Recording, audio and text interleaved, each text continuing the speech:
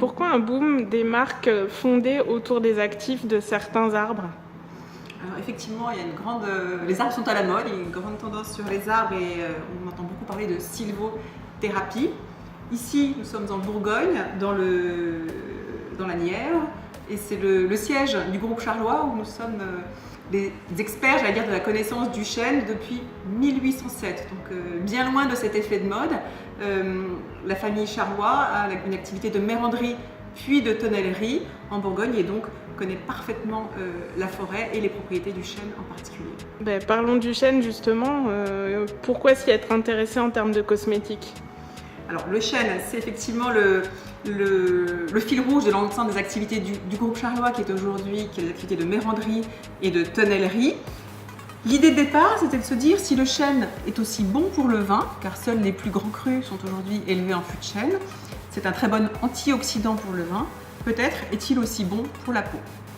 Nous avons commencé à faire des recherches et mis au point un extrait fait à partir de 3 parties de l'arbre, de l'écorce, du bois tendre et des feuilles. Ces parties, en tout cas pour l'écorce et le bois tendre, sont prélevées sur arbre déjà abattu avant qu'il passe en méranderie. Ce sont des parties qui ne seraient pas utilisées, l'écorce n'est pas utilisée en dehors de la cosmétique, donc nous récupérons plutôt de potentiels déchets et en faisant un extrait cosmétique. Là vous voyez la partie bois tendre qui est issue de la préparation des planches qui vont permettre de fabriquer des tonneaux sous forme de copeaux voire d'usure. Et seules les feuilles sont prélevés sur arbre debout, vivant, en forêt, mais à la base du tronc pour ne pas pénaliser sa croissance. Ces 3 parties de l'arbre sont ensuite préparées, nettoyées bien sûr, finement broyées et infusées dans un liquide à queue glycériné qui va permettre d'obtenir cet extrait. Donc voici l'extrait de chêne que nous utilisons dans nos produits, qui est un extrait totalement naturel et sans conservateur. Quels sont ses bienfaits en termes de beauté?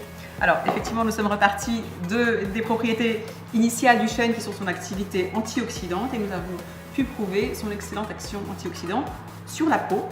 Nous avons complété ces tests avec d'autres tests anti-âge, notamment une action anti-collagénase, donc plutôt raffermissante et reconstituante, et une action anti-hyaluronidase, donc une action plutôt anti-rides. L'ensemble de ces tests nous permet de revendiquer pour notre extrait de chêne une action anti-âge complète, globale.